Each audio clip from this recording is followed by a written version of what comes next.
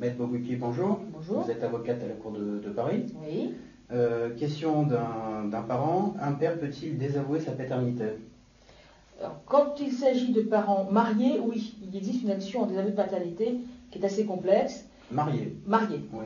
Par contre, quand il s'agit de parents en concubinage, non. Il ne pourra la désavouer qu'à partir du moment où il y aura un nouveau père qui sera prévu et qui viendra, lui, se dire aux parents. Parce que C'est-à-dire qu'il n'y a pas de nouveau père qui se présente, il reste le père. Il reste le père. Même s'il a la certitude que cet enfant n'est pas le sien. Même s'il a la certitude que cet enfant n'est pas le sien, la loi considère que s'il a fait la reconnaissance, l'acte de reconnaissance, il va falloir faire une contestation de paternité. Alors il peut faire cet acte en contestation de paternité, ça va être extrêmement compliqué à obtenir pour lui. Il ne faut pas reconnaître un enfant n'importe comment. Quand on reconnaît un enfant, c'est qu'on reconnaît que c'est le sien.